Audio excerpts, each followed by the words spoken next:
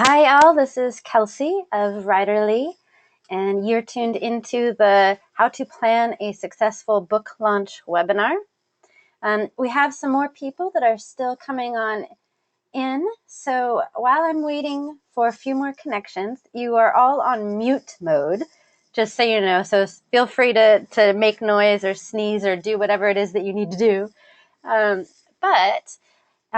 There's a questions section that you should be able to see. In that section, go ahead and let me know if you have a book release coming out soon.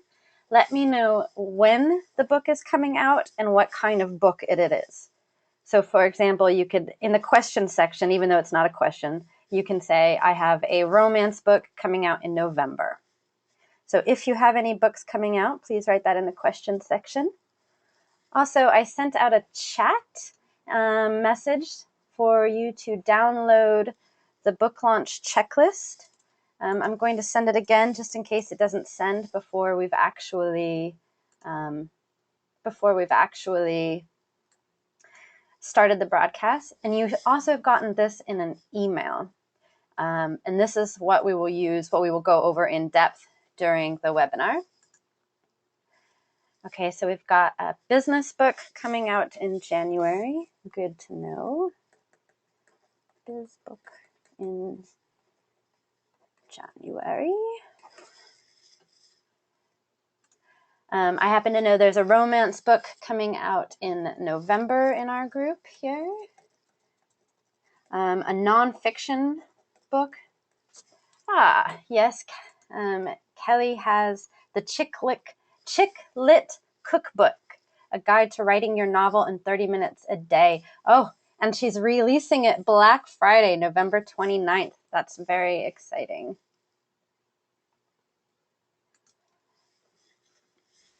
Okay, I'm just going to jump right on in. Oh, and one more. There's a children's coloring storybook coming out in December. Also, a nonfiction essay memoir, special interest to women, that came out in the past that has already come out and needs to be better promoted. Okay, so just so you know, that's who your compatriots are, and I'll try to hit those kinds of books as we go through. So we're looking at how to plan a successful book launch. Real quick on me, I'm Kelsey.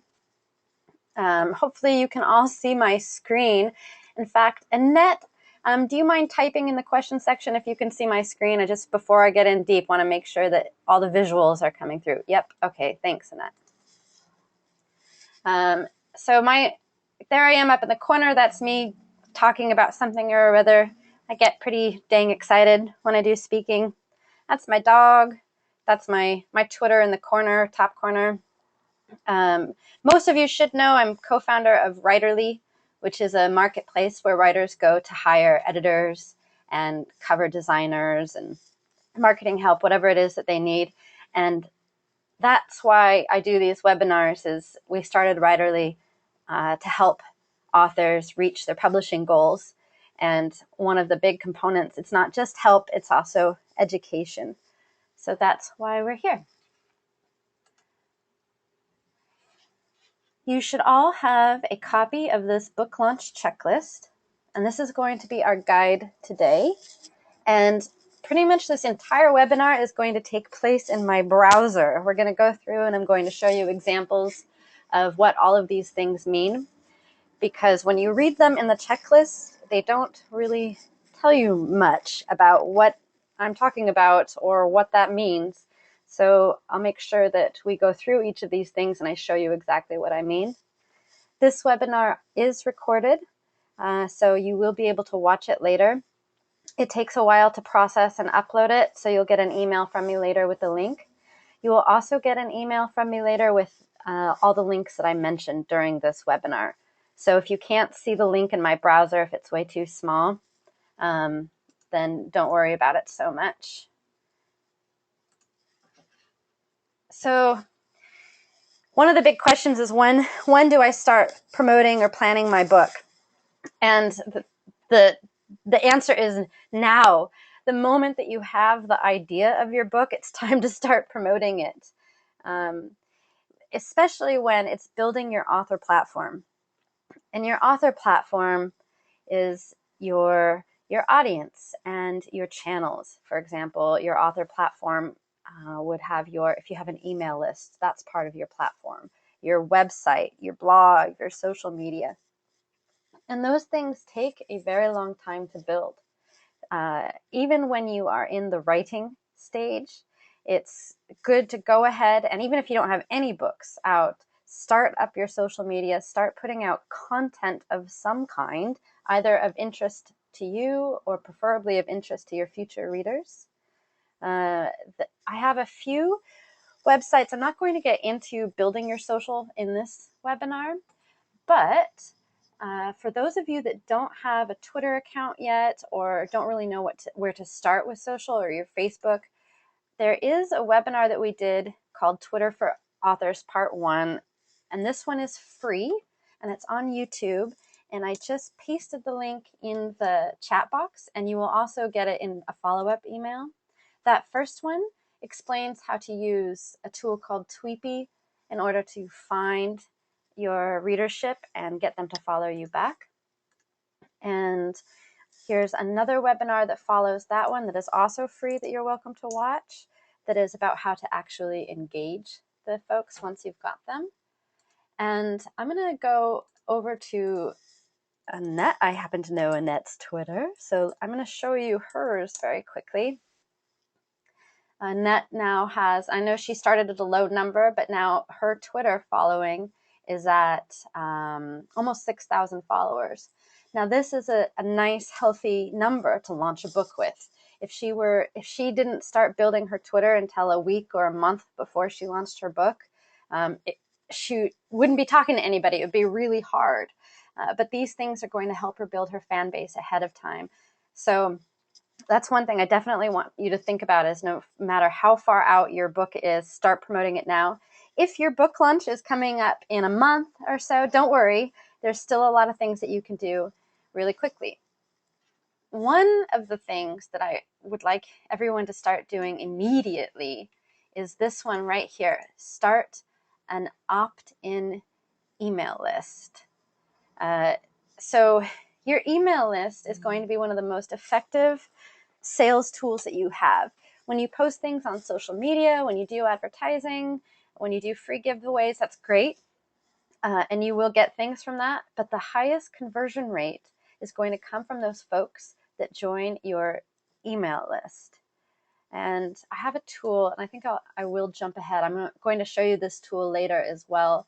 But one way to start building your email opt-in list right now is, well, for one, make sure that whatever your website is, if you're using WordPress or Wix or whatever, make sure that somewhere on there's a way for people to give you their email address, and make sure it says that they are joining your email list. But another great tool is Rafflecopter, and I'm going to paste this link into the chat box too. Hopefully you all see that. Rafflecopter is pretty cool. It is a free tool, but I actually recommend when you're running promotions that you upgrade to the $7.99 a month level, because with Rafflecopter you can run these contests. So here's a sample Rafflecopter contest. This one, they're giving away 5 Rafflecopter prize packs. So maybe you can give away, think of something that you can offer in exchange for people giving you their email address. Maybe it's a digital copy of a previous book. Maybe it's a $5. This is a $25 Amazon gift card. That's pretty cool. I'm actually going to enter this while you're all watching so you can see how it works. So to enter this contest, and it's a drawing, so you enter it and then only one person is picked the winner, and Rafflecopter does all of this for you. So here, the first option, I can earn, there's all these different ways to earn entries, and you, when you set one up, can say which are required. And you can make this first one, answer question, required. Now their question is, have you tried the new Rafflecopter app on Facebook yet? What do you think? They just came out with this, so I'm going to say, not yet. Oops, not yet. Will soon. You can have a question when you set this up that says, join my email list. Please put your email here. Then I click enter. And I've got one, it shows up here that I've earned one entry. Now I can tweet about this giveaway. I can, oh look, they have a mailing list option, and I can say, yes, enter me. Done. Now I've earned 2 entries. This is a really wonderful, fast way to ask people to join your mailing list and grow your mailing list in exchange for something. It can be at cost. I mean, they chose a $25 gift card. That's a cost to you. But you can also choose prizes that are free. If you're doing a nonfiction book, one thing that's really effective is to offer your time. So you can say, instead of giving away a book or a gift card, you can say the prize is a half-hour Skype call talking about whatever it is that your nonfiction book is about. Maybe if it's business consulting, maybe it's a half-hour of free consulting that people are entering to win. And then you can start building up a nice list. What's also nice about Rafflecopter is that they let you share it, embed it. You can easily click in. It says embeddable everywhere. It'll give you a wonderful little widget. I can show you on Writerly. We've done one. I'm going to go over to the Writerly Facebook real quick. And once you connect it with your Facebook page, which I assume that you will have all created by now, and if not, you will immediately, even if you're not ready to use it, but because you want to save your name. So here was a contest that we did for a book cover makeover. And we had 162 entries. And we had things where people could we were trying to build Facebook likes. So in order to get an entry, they had to like our Facebook page. This was very effective. And you can tweet your promotions. You can do a whole lot, ask people to share it. So there's one way to build your email list so you are not starting from scratch. The other thing that you need to do right now is build your personal connections. Your personal connections are going to be the people that, first of all, buy your book immediately. They're going to be the people that leave your early reviews, and they're going to be the people that are promoting your book and helping it get some social shares. So there's a few places that I recommend for this. Let's see, I'm going to go to here. One is Meetup. Actually, I'll show you my writers group. Meetup.com, and I'll put meetup.com in here. It's a great place to connect with other writers. If you're in any moderately urban area at all, there's probably 10 writing groups. This writing group, I actually started a few years back because none of the writing groups met when I wanted to meet. And all I wanted to do was write with people. I didn't want to talk or have prompts. And so I made a writing group that was exactly what I wanted. And now it's got 535 members. Now, not all of these people come, thank God, but they're all on the mailing list, and we all support each other. And by putting on regular writing group meetups, we've built some really nice relationships. Whenever someone has a book come out, they get to mail it to the entire list. When I do webinars, I let them know. So this is another way also to kind of build your email list without building your email list. And all you need to do when you go to Meetup is find a Meetup group, start looking for your area, and you will find something that matches for you. If you have a nonfiction topic, go ahead and look for things on that topic. Like I'm going to look at small. So if you're a business book, I'm not sure, Rob, what your topics are, but I would go ahead and join business meetups and make a couple appearances and start to know the people there, because those are the people that when your book comes out, they will be your audience and they will buy your book. Oops, we're not there yet. Writing conferences. I really recommend writing conferences, not just to improve your craft, but writing conferences is a great place to meet other writers, obviously, and other people that are going to help become part of your community and promote your book. It's especially a great place to meet other bloggers or other authors that have a platform. When you build your platform, you now have something to share with other authors. If you have a blog, for instance, you can share other authors' books on your blog. You can host other author interviews on your blog. And that's a great way to build up the karma in order to have them mention your book launch or your book interview or all those, or your book contests. I've got a question here. How do you find writers' conferences and one that's a good fit? So there's a few great resources for finding the writers' conference.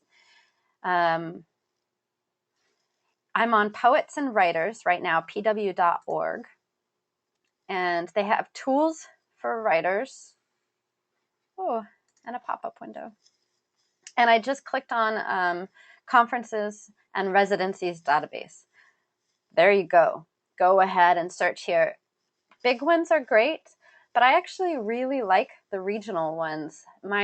Some of my favorite writing, I've been to, Book Expo America and AWP, and they're massive, and they're a great way to meet people like Cheryl Strayed briefly for a second. But to create those really valuable connections, I love the regional ones, and they don't cost as much, and you get a lot more one-on-one time with folks. The San Francisco Writers Conference, maybe 500 people go to that, but they're all writers that are trying to make it as writers. They're not still in academia. They're people that are actually working on their publishing or writing their publishing, either trying to get agents or trying to self-publish. And the connections I make there are way better than the connections I make at the giant one. I'm doing the Whidbey Island Writers Conference this weekend. I've done Hedgebrook is this amazing Shangri-La for women writers only. But they host these salons, these one-day salons. And even these one-day events can be a great way to connect with writers. For example, I went to one, and I went to a half-day workshop with an author called Anjali Banerjee, which is a wonderful name. And by being in her workshop, we were able to connect. She's followed me. She likes my stuff. Now, when I have a book come out that is in her genre, I can immediately go say, Anjali, will you blurb my book, or will you give me a review? And that's a great way to get a name. Ruth Ozeki, who just was shortlisted for, what did she get? Maybe I'm some huge book award now. I feel bad that I can't remember. I met her at a writing event, and we've stayed in touch, and now she'll blurb my book. So these small conferences are a great way to build a connection. So there's one. The other connections that I had you is to go look at professional organizations. One professional organization is the Association of Independent Authors. And I'm going to type this in. This is another great one for you to join, even if only for the links. They have so many resources. Their emails are great, and they do a lot of joint promotional things that you can join. And they will also help you find other organizations. Whatever your genre is, there is most likely a organization for it. The Romance Writers of America do great co-promotion things. That's one to join if you write romance books. Mystery Writers of America. So start looking early out to what organizations you can join, where you're going to learn quite a lot from and build your connections. Research. This is also, when you have a book coming out, this is the time to start looking at other books in your area. One way to do that is to just go to the bookstore, go to your area, see what's new, see what the cover trends are, see what's being placed up in the front, see what kind of promotions people are offering with their books. Go ahead and look in the front cover and look at their acknowledgments, see what kind of agents and editors are getting mentioned. Whether you're self-publishing, I'm assuming that a lot of you are self-publishing or independently publishing your books. I'm assuming that you have a lot of control for a lot of these things, that if you're traditionally published, you won't be able to do a lot of these items because you don't have control of your book. It's really hard, for example, to give out a free digital copy of your book if your publisher owns it and not you. But some of you that are independently publishing are doing so to raise some interest in publishers or agents. And so while you're still ramping up to your launch, it's a good way to go look at books that are similar to yours or in your genre and look in the acknowledgments and see who the agents are and what they're doing. The other thing to do is to identify contests and awards. It helps to win a contest, to win best new first novel or anything in your topic area. And I had that Poets and Writers page. Let me go back. I'll put this link in chat as well. This is a great database of writing contests and grants and awards. And a lot of these contests cost to enter, and they show, $6, $25.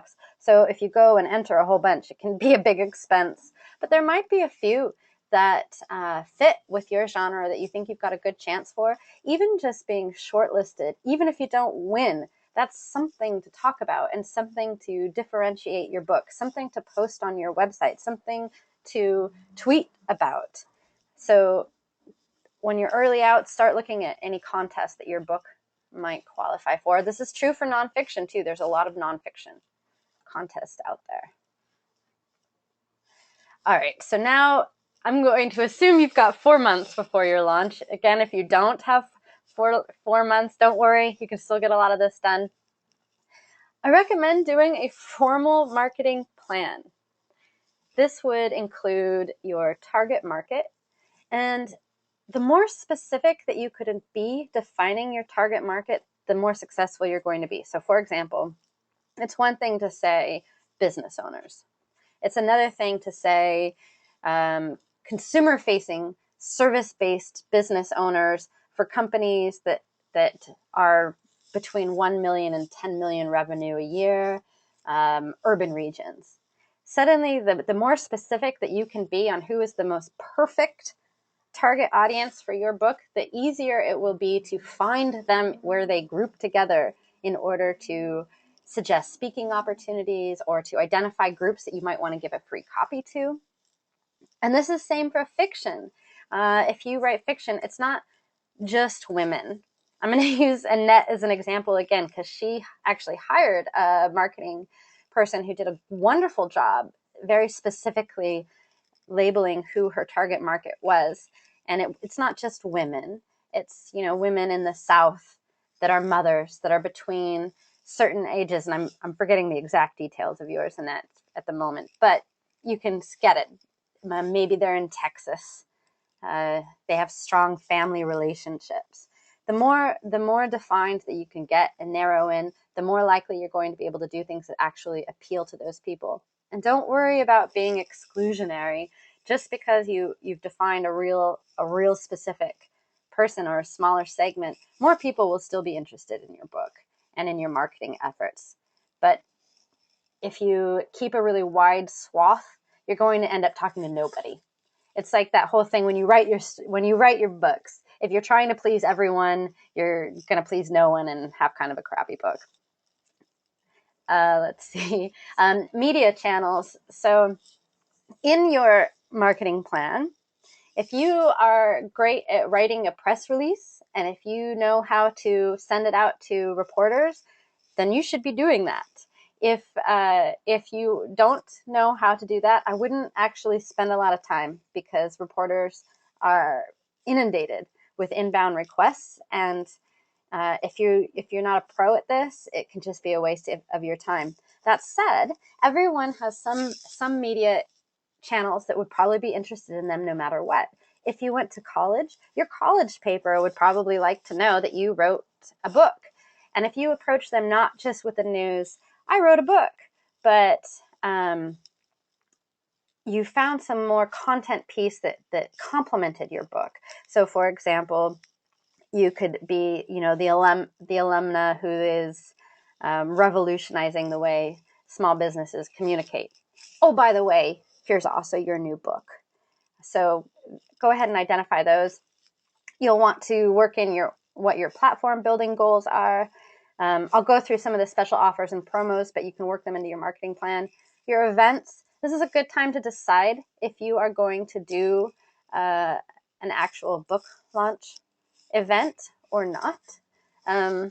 If you are, I have another link for you. Let's see. This was a free webinar that Scott James did for Writerly, and actually I'm going to copy this link. I'll copy this whole page. When you get to this page, if you want to watch this, you'll go ahead and click on the link in my comments right here that says how to throw an amazing book release party. I'm going to make sure that you get that link too, actually. And Scott had great tips for doing a DIY, do-it-yourself book release party that gets a lot of interest. But events take a lot of energy and time, and they don't always bring a huge return. So this webinar will help you choose if you actually want to do one, and then if you are going to do it, some really good best practices. And that's a free resource too, of course.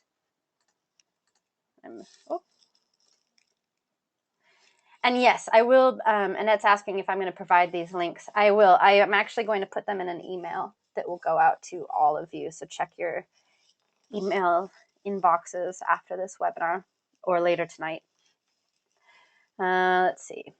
Metrics and goals. So this is a really good time to decide what really do you need from this book launch. For example, it would be easy to say, I just want to sell a lot of books. Really? Like, what is a lot of books? If you sold 20 books with this launch, is that great? Is it 100 books? If you are independently publishing and you consider that 500 books for a year is a good number, then maybe 100 would be a successful launch if you sold 100 in the first month. Now, those numbers are not going to bring in a whole lot of money, and in fact, probably you will end up losing money when you count in time and if you do any promotions. So if your goal is to actually make more money, then it's going to take more money in the beginning, because you're going to have to not only do all of these wonderful things that you can do for free, but very likely pay for some advertising or pay for some promotions, and I'll get to that in a moment. But the other good news is that, particularly for nonfiction folks, you can still have financial success from your books, even if the books themselves aren't making a lot of money. Guy Kawasaki, I should go to his page real quick. He put out Ape. And if any of you do not have a copy of Ape yet, go ahead and send me an email and ask me for a copy, and I will send you one. Guy happens to be an advisor for Writerly and gave everybody who registered at Writerly a digital copy of his book. And if you didn't get it, I've got plenty. So just email me and I'll send this to you. But Guy puts out his books. He gives these things away for free, left and right. But that's not where he makes his money. He makes his money from the speaking gigs. So he can get anywhere from $10,000 to $50,000 for keynoting, or smaller gigs obviously get a little bit less.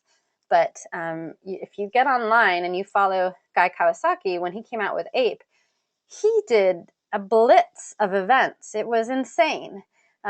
So you can use your book when you're thinking about your goals.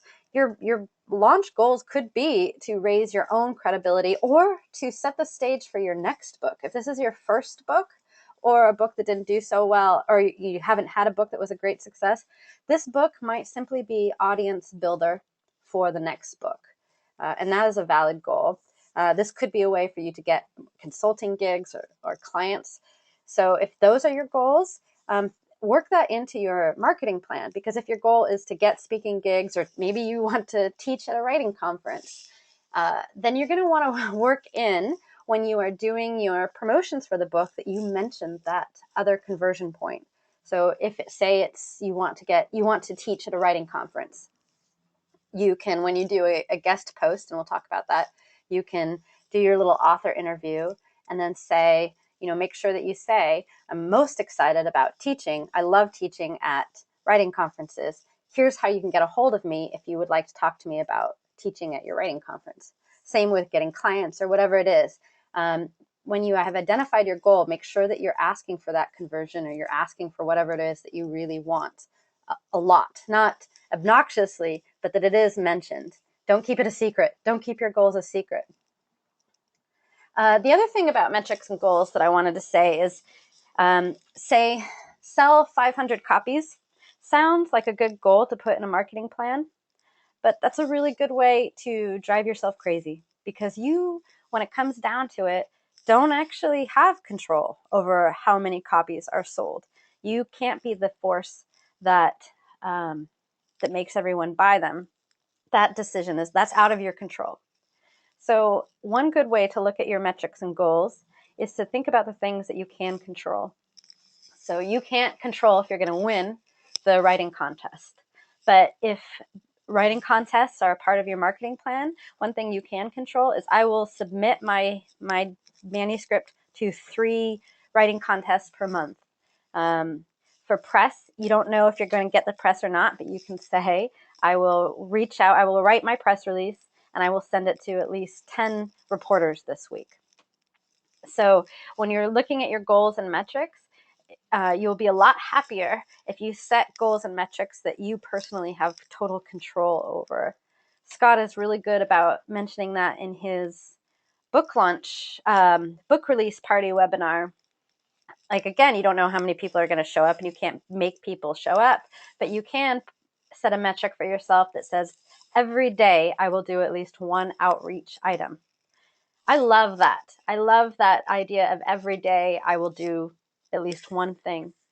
If you are an indie publisher, if today you are not promoting your book in some way, no one is. It's a lot of energy and a lot of work, but if you simply do that one thing a day, you know that every day at least some audience somewhere is hearing about your book, even if that's simply you've scheduled out tweets, or you did a blog post, or you reached out to a conference to be a guest speaker. That is a great goal. All right, so now we're down to 3 months before launch. And the first thing I have on there is invite beta readers. Beta readers, I like this term beta reader. Beta comes from the tech world, where you put out your product, kind of your pre-version. And it's a way of saying, this isn't the final. This is our pre-book or pre-website. Writerly is a beta website while we're building what we really dream and envision for the full website. So your early drafts of your book is your beta, and you can get beta readers.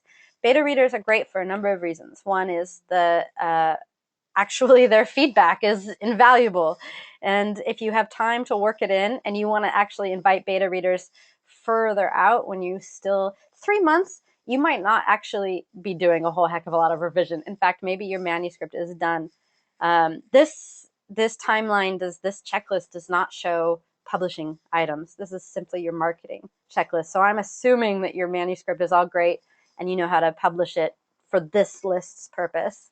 But even if you're not really ready to make big changes to your manuscript, it's always great to get beta readers and invite people into the process, because these are the people that are going to become your champions. These are the people that are going to post your first reviews. And if you ask them for feedback, they're going to describe things to you, which is going to help you describe your book to other people. And it's fun. It's fun to get those first readers. It's really exciting. Now, if you have been doing your platform building and you have a Twitter following, you have a Facebook, it's going to be pretty easy to get beta readers. Even if you don't have these things, it's still not too hard, because a lot of us have a personal Facebook. We have friends and family. You can start there and ask for beta readers. If you don't have any platform yet, go to that writing group, go 2 times, make some friends, be friendly, be chatty, and then ask. Ask if anyone in the group wants to be a beta reader, and perhaps offer to be an early reader for them. Now, if you're going to do it online, here's my trick for that. I go to Google Drive. Google Drive is online folders, documents, you can do spreadsheets, all this kind of stuff. The most awesome thing that I love about Google Drive is you can create forms, and you can put up documents that anybody can edit. Oh, and Ed has an idea to find beta readers. I don't know if you can see each other's questions, so that's why I'm repeating them. But he recommends critters.org, which is interesting. I'm actually going to look at that right now. I'm not familiar with this.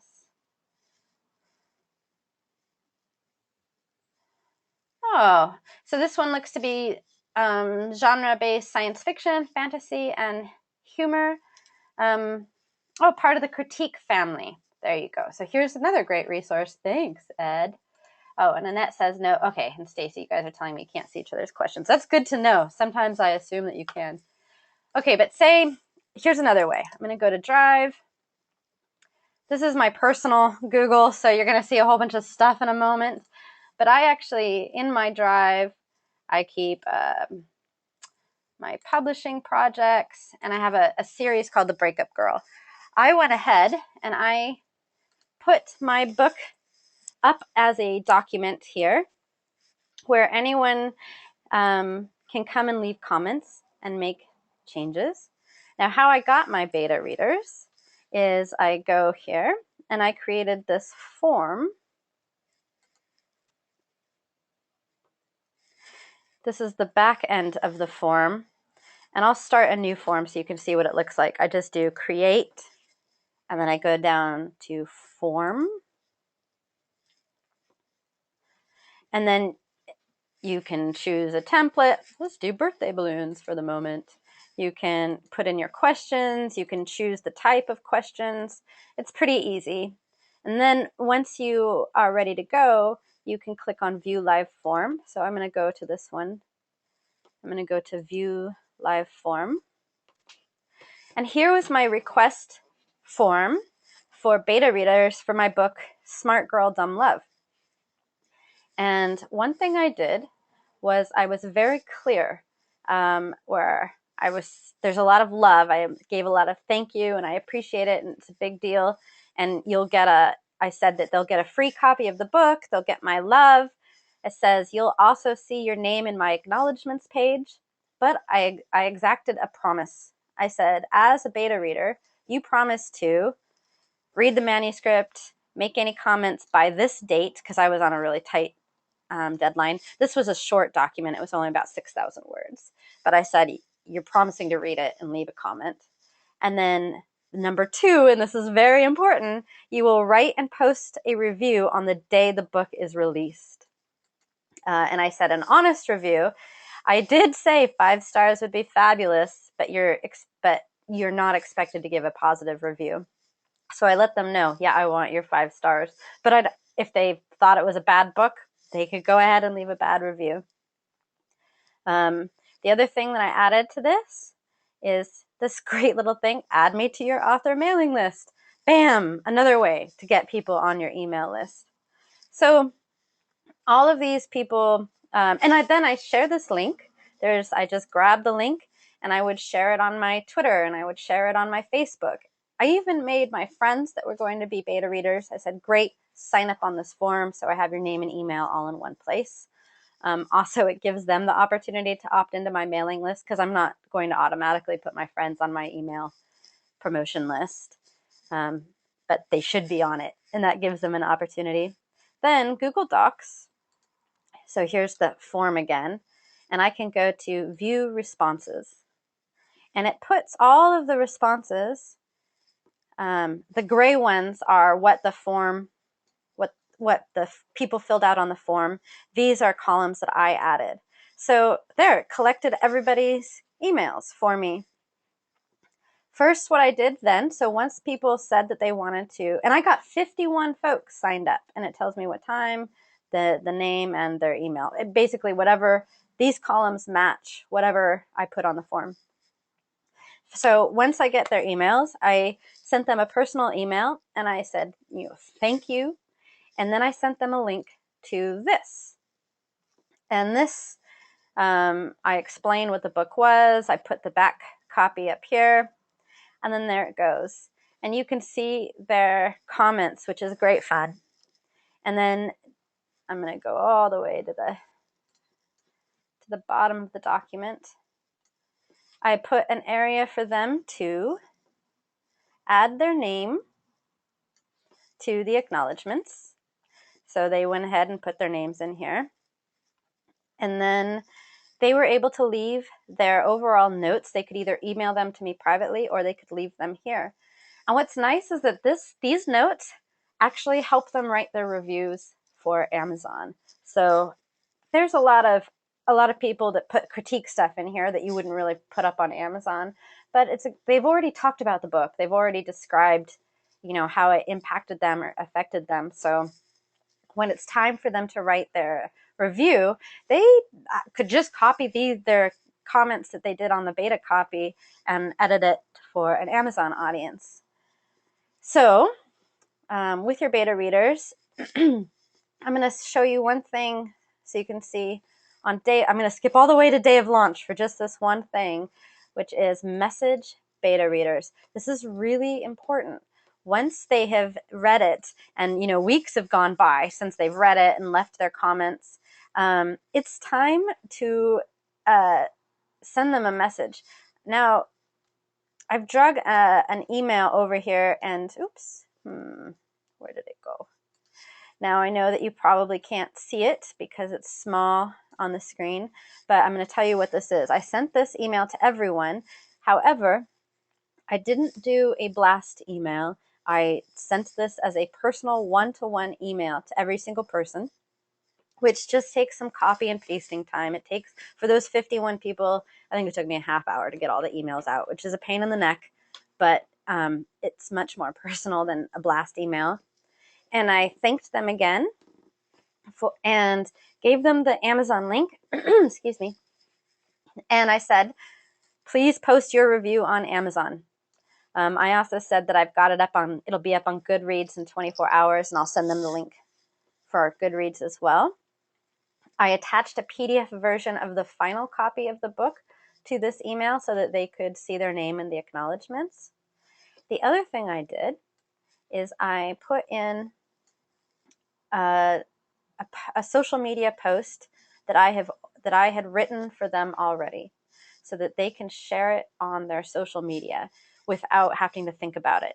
They were welcome to edit it all that they wanted, or they can just copy and paste. This is hugely powerful, writing the post for them and asking them, please share this. Please share this. If you are an indie author, and even if you're traditionally published, that's something that you're going to need to become comfortable with, is saying, please share my book. Please review my book. Because a lot of people will want to do it, but they won't do it unless you ask. This is a way to ask and make it exceedingly easy. So for my little book, and this book for me is an audience warmer for a novel coming out later. Out of those 51 folks, let's see, where is my book? Here it is. Out of those 51 folks, the first day, I think I had 12 reviews. It went up really quickly afterwards, and now I have 20 customer reviews. I have a dog that is climbing into my lap, who's probably telling me that I've been on the computer too long. There's 20 reviews for a little short story trio is remarkably good, and they came really quickly. And this helped me when I did a free day promotion. I was able to raise in the ranks really quickly. I'm associated with all these other great books. These reviews are extremely helpful. The other nice thing about these reviews is that once you have these wonderful reviews, you can copy and paste these onto your website. So there we go on our beta reviews. And if you have any questions about beta readers and beta reviews, let's ask them now, because I'm going to move on. I'll keep going the webinar. Hopefully we'll wrap up my talking around 1 or in 15 minutes for those of you that aren't in Seattle. And then we'll go into questions and we can talk about your own books. All right, back over to the checklist. A Kirkus review. Oh, here we go. Here's a question about, do you ask beta reviewers for blurbs? I don't, actually. The beta reviewers are kind of the masses, and I'm just asking the masses. And I'm building engagement with my audience. So I do have on here, Hopefully I do.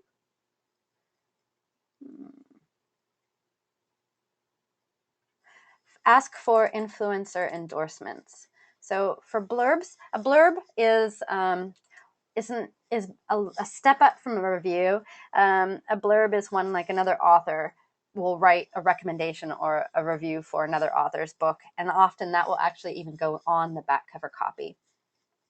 But those take a little bit more care. I wouldn't do a cattle call for blurbs. I would identify the authors that I would like to blurb my book, and I would send them an email. Hopefully I can start that email with, I loved being in your workshop or in your webinar. You gave a great webinar. Here, my book is coming out. Do you have time to read it and write a blurb? It takes time to read a book and to write a blurb thoughtfully. So it's a big deal. That said, ask. The worst they could say is no or ignore you, but they're never going to, or general decent human beings would never think badly of you for asking. We got Guy Kawasaki to be our advisor because we asked him. So you never know. I know one of the authors I worked with reached out to a terribly huge name, and I think I would be lying if I told you the name because I'm not entirely sure. It was like Anita Shreve or Picoult, Jodi Picoult, or it was one of those kinds of authors, just said how much she loved their work, and she has a book coming out and she would love a blurb, and she got it from someone she'd never met. So go ahead and ask. And I've got that at the 2 months before launch. You can start that 3 months before. Kirkus review. Kirkus review is an expense. I'm going to go there real quick, but it can be good. A Kirkus review is you pay them to review your book, and it's a professional review. It may or may not be positive, although they tend to trend moderately positive. And what's nice about it is that the Kirkus review is highlighted on the Amazon page as a professional review. They'll add your book to their newsletters and all this other stuff. And before they publish the review, they send it to you, and you have the opportunity to say, no, kill it, or yes, go for it. Oh, look, there's Guy. He's freaking everywhere. And look, he's giving away a free webinar. What a great way to promote his book. But anyway, so a Kirkus review is a good way, especially if you're an independent author, to add a little bit of cred to your book, or to show that it's at a higher level than just a mass published piece. It is an expense. If you look around, so they say $425 for standard service, express is $575, and it says 9 weeks for standard. So you really need to put it in 3 months before if you're going to get it published. But these prices are their suggested retail prices. If you Google around Kirkus promotions, I've seen them often for $250.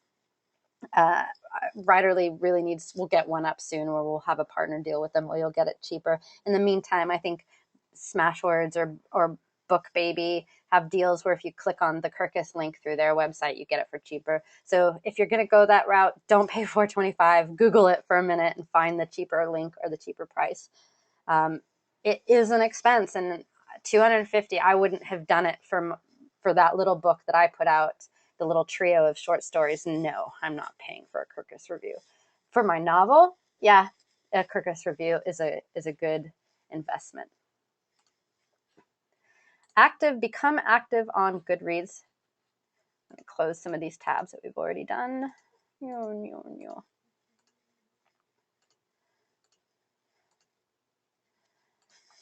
So Goodreads,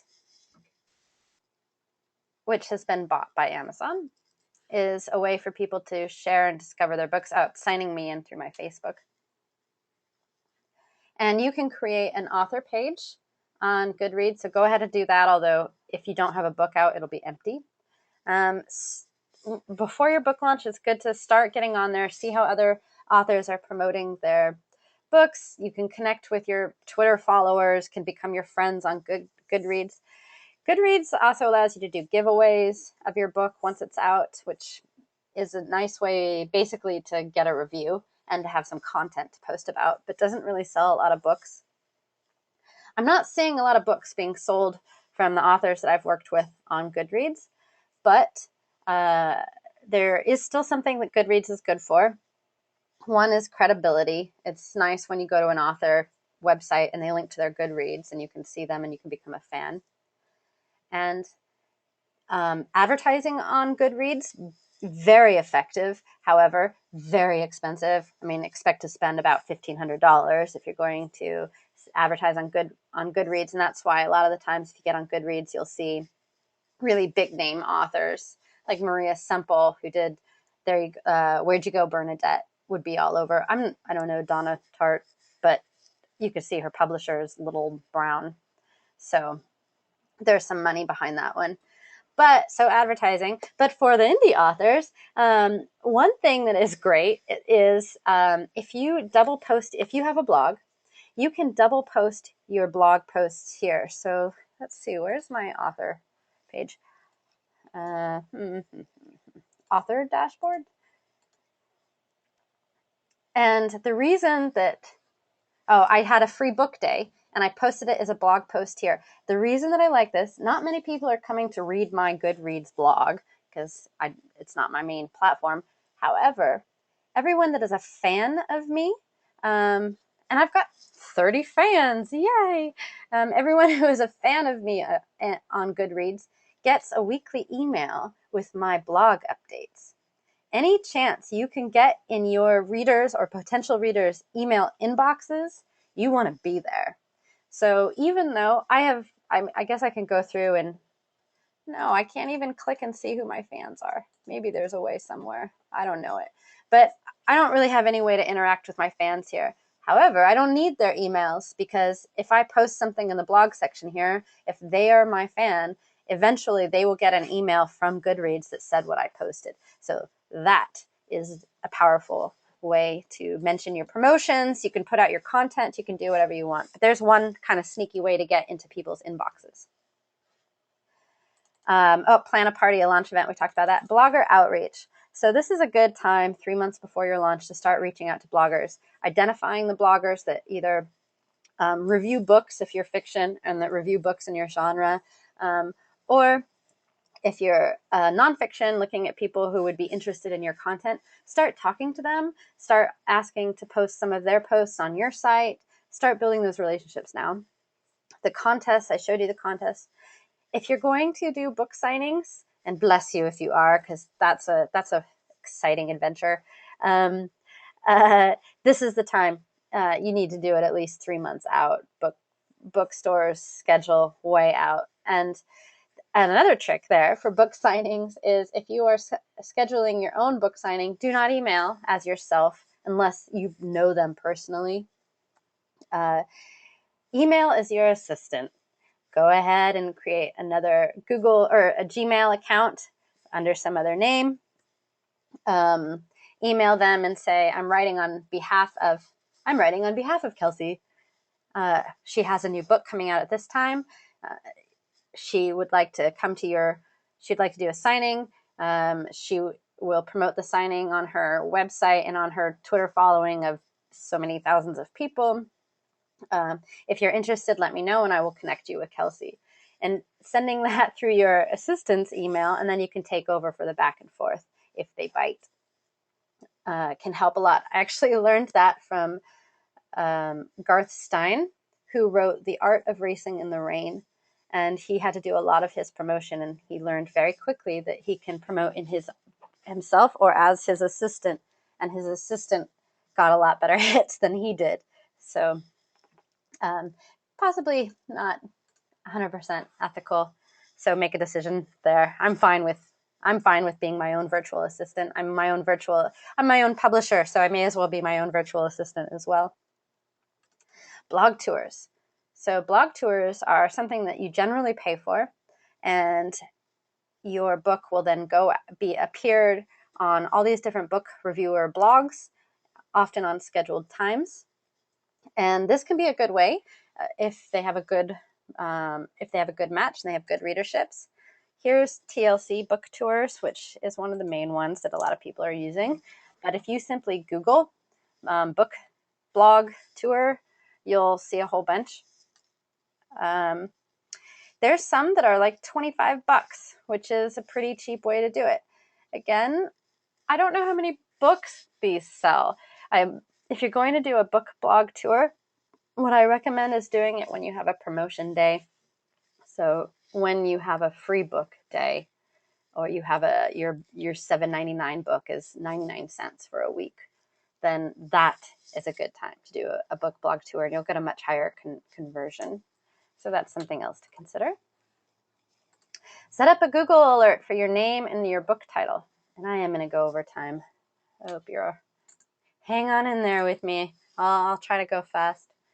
For those of you that aren't Google Alert, aren't familiar, Google Alerts search the web for keywords and then email you. They used to show up in a reader, but they don't have their reader anymore. So you can put your name in here. So I'll put in Kelsey Nelson. And it shows, oh, there's a GeekWire article that they just did on me, and that shows up. So I can say, send me everything once a day, all results, send it to my Gmail.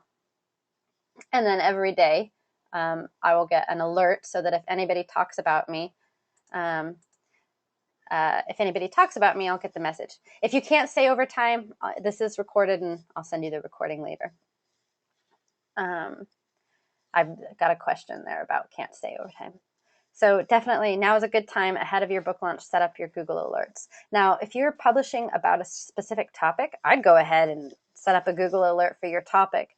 Writerly, obviously, we help independently published authors. So I have Vanity Press as a Google Alert that I have. I have Amazon CreateSpace because I have it send me all the news about Amazon CreateSpace. And that's a good way to not only stay on top of things, but also it's a good source of content for sharing content that might be of interest later. All right, 2 months. Cover design input. If you can, this is all about engaging those readers, engaging that early readership and changing them from simply vague people on the intertubes to your actual fan base.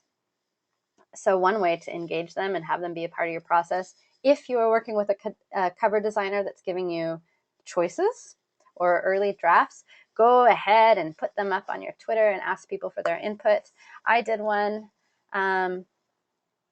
where I asked people to choose the title of my series. I had it down to 2 options, and I put it out on a Google form with the 2 options, and then tweeted that, and I maybe got 150 people to engage with that post. So, and that's a fun thing to put on your Facebook and all that others. Yep, ask for your blurbs.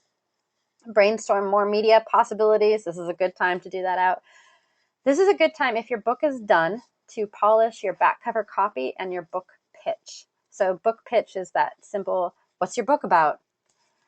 It's so hard for so many authors to answer, and you're going to have to be posting about your book soon everywhere. So if you can write your pitch and your back cover copy ahead of time and have some time to revise it and work on it, you can even put it up on a Google Doc and ask your community to help you improve it. Even though I'm a writer and a marketing person, when it comes to my own books, I cannot write. I don't have the perspective to write about them. So I actually went to Writerly, posted a job. In fact, Abby's got one up right now. I'll show you Abby's. Posted a job and said, help me write my back cover copy. And I just needed the draft. I could polish it on my own, but I'll show you a job. Oh, write my book blurb.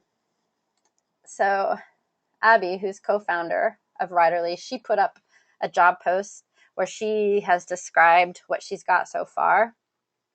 And folks have bid. Someone bid $5. I don't know who, we can't see because we're not Abby, who bid $5, and someone bid $120.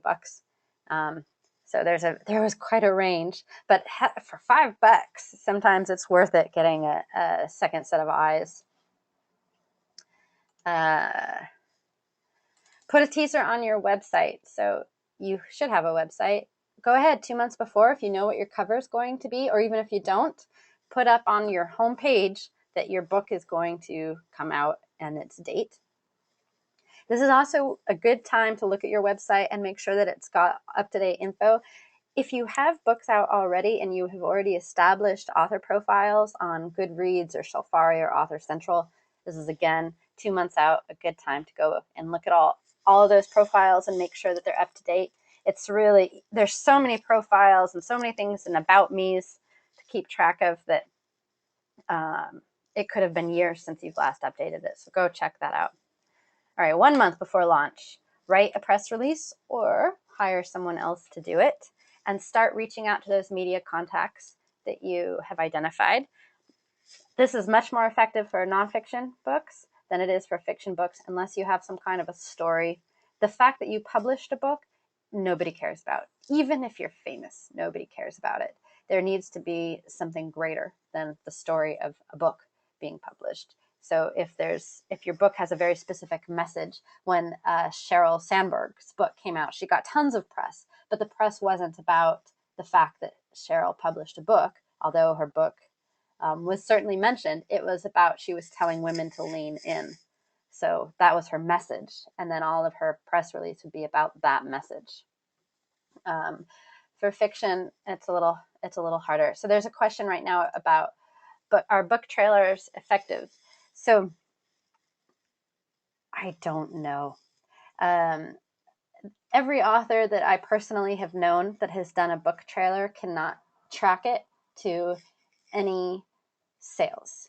That doesn't mean that it didn't happen. It just means that they weren't able to track that. However, some people are swearing by them.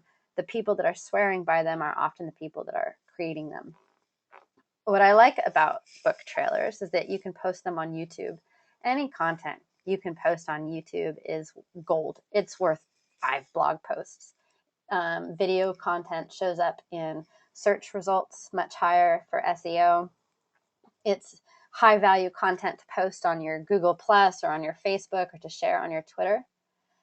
But there's a lot of effort that goes into a book trailer and a lot of expense. It could be $1,000. One of my author friends actually made a Kickstarter just for her book trailer. So she got the funding from Kickstarter, and by doing a Kickstarter was also able to establish relationships with folks and get emails and have them become a part of the process. But if you're going to do a book trailer, if you're going to put out video content, my money would be on not spending money, using a flip camera or your camera phone and doing really short clips. So you can do 30 seconds. What inspired me to write this book? 30 seconds to a minute, bam, put it up on YouTube. If you have nonfiction book, you can do 3 tips. Kelly, you've got the whole 30. Your book has a very distinct mission and is a how-to book in a way. You could take a tip from your book and you could do, a tip of the week on video. That is a great way to offer a give in order to get interactions and interest. So here's my very long answer to book trailers. I'm not ruling them out. I just have not met anyone yet that could say that they were effective. Join Google Plus groups and join Facebook groups. So here is a shared Google document that I don't believe you can edit, but you can view. This Google document on the bottom has two tabs. One is for Google Plus groups and one is for Facebook groups. And I have very conveniently listed out a whole bunch of places that you can join that you can promote your books. Note that some say no self-promo, but you can go into a lot of these. Join them now, and when you have your book, this is a good place when your book comes out to post the link. The reason I recommend joining earlier is so you can get the tone of these groups and you can see how other people are posting their stuff. Book launch again, doesn't get a whole lot of clicks because people don't want to spend money on a book from an author they don't know, that they've never heard of, unless it's genre books people will buy on site. But if you have a free day, yeah, free day promotions people will click on, or even a discount. That's another way that someone might have some more interest. So you can go through later on, click on all these links and join all of these groups. Some of them do not want you to promote, and some of them, and I made notes for a lot of these, that they have a specific section that you need to post in. I'm going to show you real quick the Writerly Google Plus community. Google Plus is a great new network. When it first came out, I loved it, and then no one was on and I hated it. And I love it again because of their Google Hangouts. You can do free Hangouts and invite people in and share. That's a good promotion tool. Also, you can double post your entire blog post in these sections, and it's all searchable on Google Plus, unlike Facebook, where people can't search your posts unless they're your friends and stuff. So it's a great way to drive traffic. But like on the Writerly community, we have a book promotion section.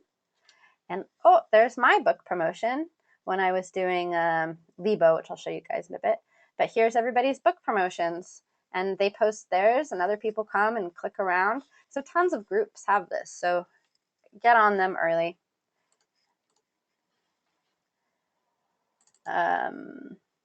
Announcements. This is a good time to start writing your announcements ahead of time. Trust me, because when you get to your book launch, you're going to be so busy that it's going to be really hard to write everything that you need to write. So this is a nice time to write like your message to your writing group, write your message to your family, pre-write all of those posts you won't be able to, or all those, the posts that you want them to copy and paste. You won't have the link yet, but you can add that in later. Post a teaser on Wattpad. Let's go to Wattpad. Wattpad is a place where people can share content for free. You cannot sell anything on Wattpad. But when you post your content, you can get followers and readers, and Wattpad could care less if you link to your book or you spam the heck out of your followers. They're your followers. You can do whatever you want with them. I did when Smart Girl Dumb Love went out. I went ahead and I posted the first story, made a nice little cover for it, posted it on here, and it's gotten 633 reads. And what's nice is that I have the link at the bottom, or at the end. Let's go to page 3, where when people finish this story, oh, guess I don't have it right there. It was back here then. I should have a link at the end when they finish this story, to go ahead and buy the book. It is also in the description. There it is, full book here. So they can buy the full book here. The other thing is that people will follow you on Wattpad and become your friends, and then you can do broadcasts to your friends. So when your new book comes out, you go ahead and you post your book here and you broadcast that out. What's really nice about Wattpad is that you will see huge names are using this now. Margaret Atwood has tons of stuff out here. I can never say his name correctly, but Paulo Coelho, whoever wrote that, the guy that wrote The Alchemist, he is all over Wattpad now. And you can put your book trailer up here. You can do all kinds of stuff. So it's just a great way to connect with readers. It is free. You won't be selling anything, but you can drive traffic and you can discover readers, which you need to do to sell books. Double post blogs on Goodreads. I talked about that, making sure that you post your content on Goodreads so that the people that are your fans there can get it. It's a nice time to guest post on other blogs. You can create a media kit. If you're doing a nonfiction book, I 100% recommend a media kit, which simply says, who are you? What is your book about? What is your history? Has it won any awards? There's a nice picture of your book in there. There's a nice picture of your face. And that's just so that if anybody does any of those media contacts that you're sending out your press release or your pitch to, if they are interested and they go to your website, they better be able to very quickly find information about you. They don't want to work for it, so make it easy. All right, 1 week before launch. This is a good time if you did your beta readers 3 months out to send them a reminder. Oh, the book launch is coming. It'll be coming on the Tuesday and next Tuesday, and here's the link again to where you wrote your comments before. So if you want to write your review ahead of time, just send them a nice reminder. Social karma. So the week before your launch, you need to get onto all of your social networks and all of the groups, and you just give everyone so much love and attention. You share their work, you comment on their work, you retweet their tweets. You just need to build up a lot of social karma, because you're gonna cash it in next week when you launch. You're going to be doing a lot of me things. So the week before, so you don't drive people nuts, you need to make sure that, especially that week before you launch, that week is all about other people. If you've created your media kit, now you can get it up. You will want to create a draft of your announcement email. So now you've been building that email list, right? And now you have 100 people on your list, or you have 1,000 if you're really lucky. Even 100 is a good start. I recommend, for those that aren't very savvy for HTML, and even for those that are, to go ahead and use MailChimp. And I will put that link down there. MailChimp, if I refresh this page, it'll probably do the little graphic again. MailChimp, it's drag and drop design. So you can put, and they even have plugins for linking to your book on Amazon, although until your book is live on Amazon, you won't be able to put it in there. But it's very easy to upload your list, create a professional, beautiful email with social sharing buttons and all that, and send that out. So MailChimp. Where do we go? If any of your beta readers have written a review in that document, go ahead and put that on your website under your book teaser. Create an Amazon associate account. This is something I learned from Jacinda Wilder and Liliana Hart, who are best-selling romance authors. They're like one of the top 5 on Amazon in the indie stuff. But they said, let's see, I think I had it open somewhere, but if not, I'll just get there. Amazon Associates. So, I'll go to my book. Well, Amazon Associates, basically, you create an affiliate account, and you can, when you use your affiliate links to link to things on Amazon, when people click on your link, they come to Amazon, they buy something, you get a piece of that, anywhere between 6 to 10%. This is great. When I put out Smart Girl, and it's free, you just join. You link it to your Amazon account. Oh, I guess I'm not signed in. But when I put out Smart Girl Dumb Love, you're going to be posting links to Amazon everywhere. Well, use your affiliate link. I put this out, people come, they buy my book, and I get a tiny little bit extra from that, 6 to 10%. Whatever, it's not a whole lot on a 99-cent book. But people shop on Amazon for other stuff, and everything they buy on that visit gets credited to you. And so I'm watching my affiliate account, and I'm watching people buy things like $200 sweaters and stuff for their cars. It doesn't tell me who is buying, but it tells me what they're buying and the price, and then my cut. So you can make more money on your affiliate links than sometimes on your small books. So go ahead the week before, sign up for your affiliate link, and then be using that. And once you sign up for your affiliate link, every time you promote someone else's book, you can use an affiliate link. I have on Writerly, and I'll give this link here, 3 top books to learn about self-publishing. I've got The Indie Voice. This book, despite the naked cover, is probably the best for book promotion. It's not organized very well, in my opinion, but the information is incredible and actionable and very smart. Ape, another really great one, and another great one from the folks that do bookpromotion.com and Booktrope. So here's a post that I did, and what do you know? When you click on this, you probably can't see very well, but the URL ends with a tag and it says Writerly. This is the Writerly Associate account. So if people click from that post over here and buy this book, I will get a tiny little piece of it, of that purchase. So use those affiliate links because you're about to be promoting Amazon, theoretically, if you're publishing on Amazon, a whole lot. All right. Day of launch. We're final 15 minutes and we finally get there. Now, you're not doing anything this day except for promoting your book. It's going to take that long. Clear your schedule for the week if you can, but most definitely the day of launch. I recommend Tuesday as the day of launch. And the reason is because emails and social accounts, it's the highest day for conversions.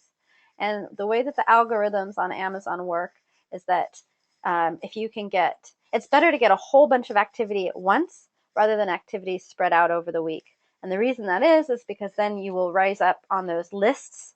So maybe on your genre list, you'll go, instead of from being 400,000, you'll be 60 on your specific genre, and you'll get a lot more visibility, which will drive more sales. So Tuesday is the day that people open their emails. Sunday, bad, very bad. No one is online.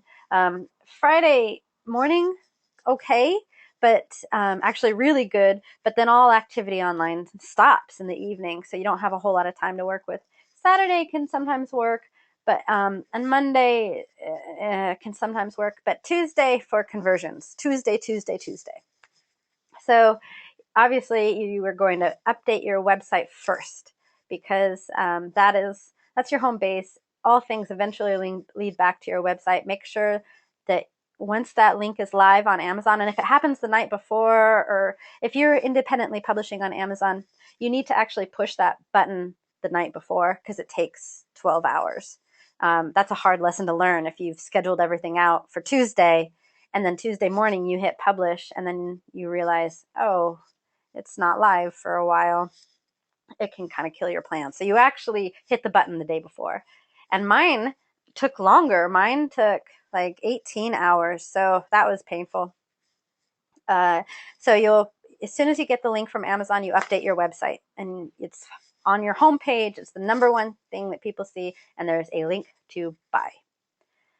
You post the news on all of your personal author accounts, on your Twitter, on your Facebook.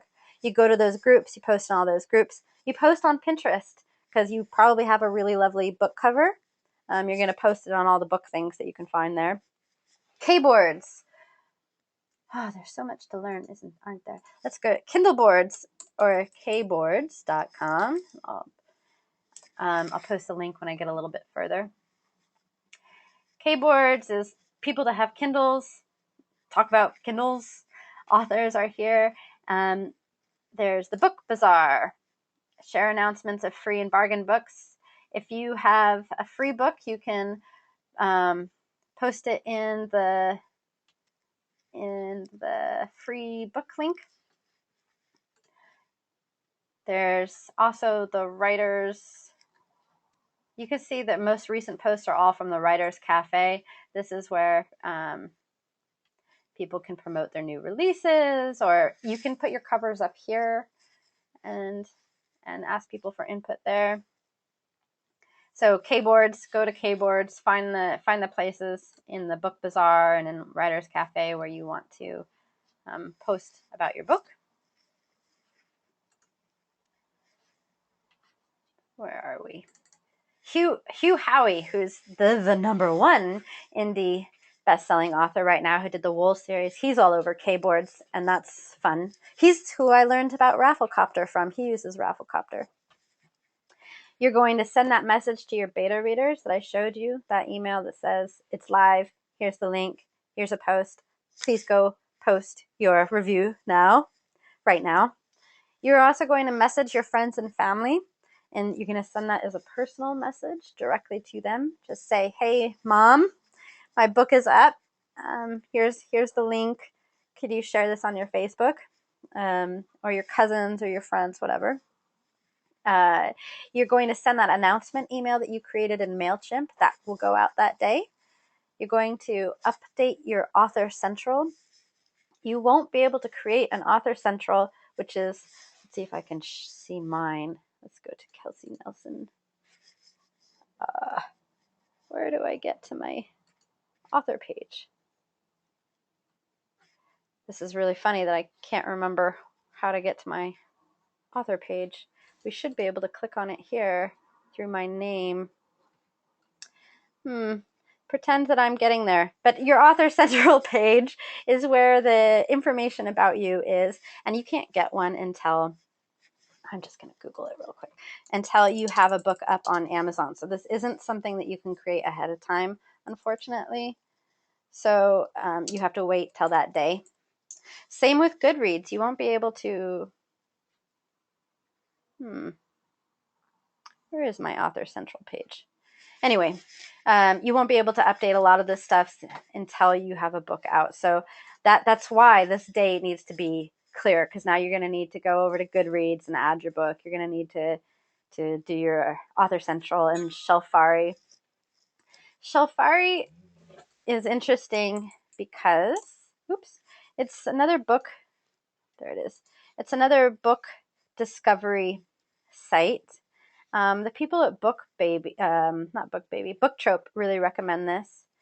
And Annette's trying to help me. I tried, Annette. I couldn't get there. I'll get there later. Of course, during a webinar, I can't get to my Author Central. The reason that Shelfari is getting some buzz right now is, you'll notice by Amazon.com, is that you can upload a lot more information about your book here. And they say, I don't have proof of this, but they say that the information that you've uploaded on Shelfari about your books helps the search in Amazon. And Amazon is all about getting visibility for your book. That's how you raise up. So go ahead and update your Shelfari and put all that information in on the day of the launch. And now this week of the launch, if you have your book launch event, great, have fun doing that. After a week has gone by, or a few days, whatever you want to wait for. Oh, Annette found my page, I think. Or maybe. Go ahead and send the beta readers a reminder. Oops.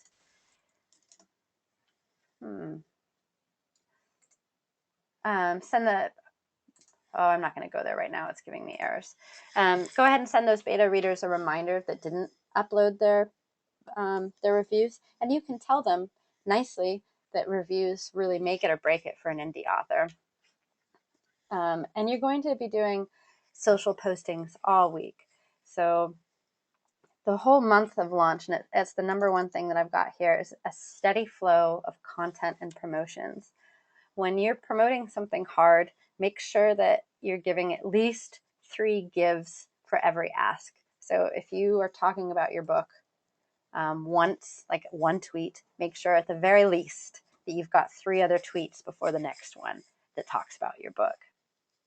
And this is the same for pretty much all of your websites and all of your networks, is because you are going to have to be self-promoting so much this month, you're also going to have to ramp up giving content. A great way to do that is to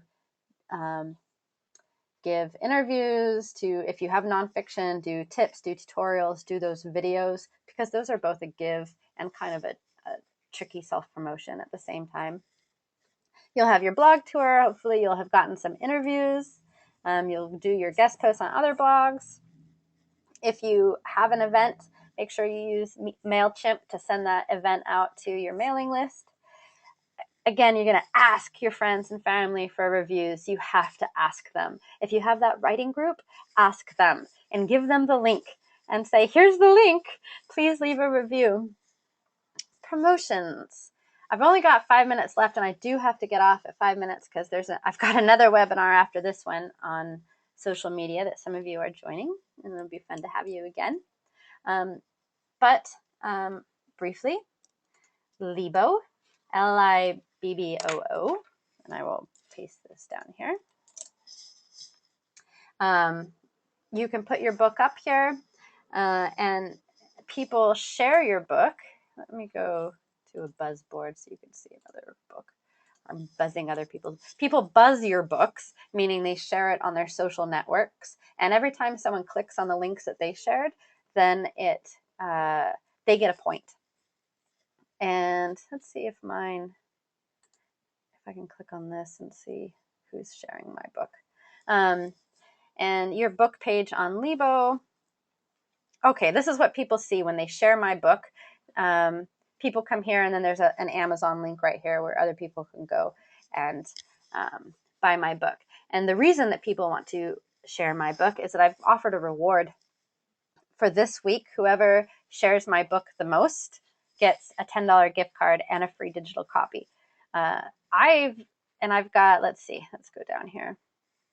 I've got these folks that are sharing my books on their social network.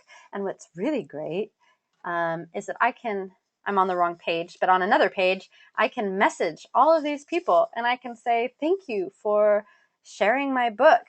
Hey, here's the link for it on Amazon. Here's a free copy. If you want to leave a review, you can. So Libbo, great, check it out.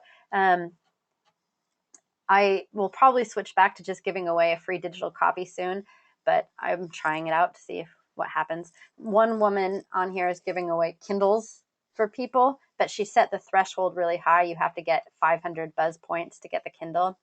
That's pretty awesome. Goodreads, on Goodreads, you can do a giveaway. I'm going to go fast. BookBub,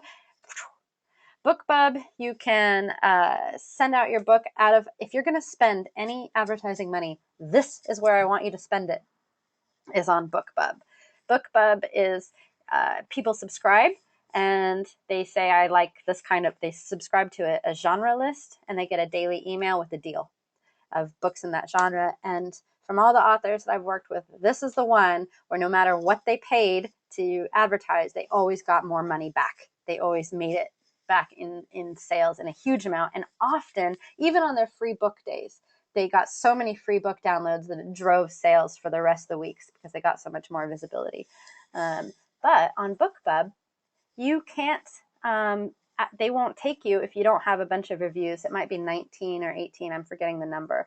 My little Smart Girl Dumb Love that has 20 reviews that I got from my beta readers, I can advertise on BookBub now. So that's something to look at. Highly recommended. KDP is Kindle Direct Publishing. If you join Kindle Direct Publishing Select, you can do free days.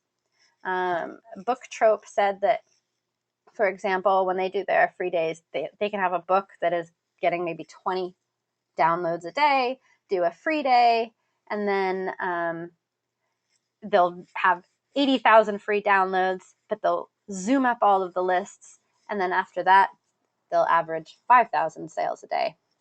Rafflecopter, now that you've got your Rafflecopter account, you can make as many Rafflecopter promotions as you want, give away a free copy of your book or some other giveaway. It's 1:29. So this evening you will all get from me that email with all of the links. You have my email. Feel free to email me any follow-up questions. I probably won't get to them until this evening. If you need help for any of this, be sure to go over to Writerly. We do help with book launches, and there's a lot of marketing people to help with your press releases or your author platform. And best of luck.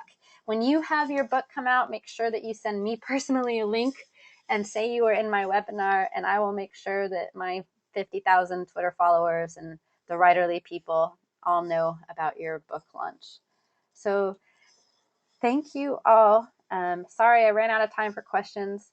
Just email me and I'll get to them eventually. Thank you.